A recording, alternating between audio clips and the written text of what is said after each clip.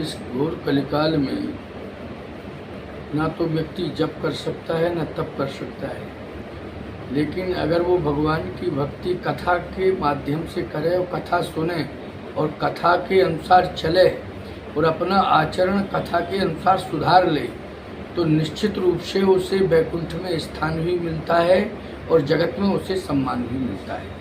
आचरण की प्रधानता होनी चाहिए। आज इसी प्रसंग को मैंने श्रवण कराया। चरित्र सुधरना चाहिए। चरित्र सुधर गया, यही भक्ति है, यही मुक्ति का सबसे बड़ा साधन है। ईमानदारी होना चाहिए व्यक्ति के जीवन में, दूसरों के प्रति अच्छी सोच होना चाहिए व्यक्ति के जीवन में, और उसे अपने जीवन में परोपकारी प्रवृत्ति रखनी चाहिए।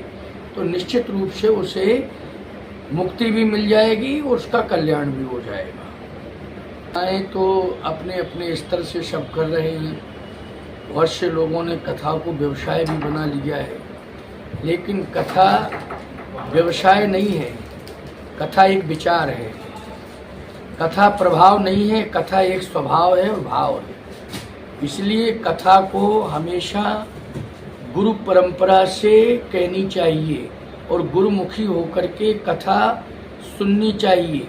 अगर मनमुखी होकर के कोई कथा सुनता है तो कथा का प्रभाव उसके ऊपर नहीं पड़ेगा। आज मनमुखीपन से वक्ता बोल रहे हैं, अपने अपने ढंग से मनमुखी भाव कह रहे हैं। नहीं, गलत है। गुरुमुखी परंपरा से उसे ग्रंथ कहना पड़ेगा और किसी गुरु की शरण में जाकर के उसे ग्रंथ लगाना पड़ेगा, चाहे महिला वक्ता हो और चाहे पुरुष वक्ता हो। कथा तो सबके लिए समान है, कल्याण करने वाली है, लेकिन गुरुमुखी परंपरा से ही ग्रंथ का वाचन करना चाहिए। आज कथाएं अनेक लोग कह रहे हैं, वक्ता लोग बहुत कथाएं को कह रहे हैं, लेकिन कहीं ना कहीं कथाओं का असर नहीं पड़ रहा है। इसलिए नहीं पड़ रहा है कि वो स्वयं कथा के ऊपर नहीं चल रहे।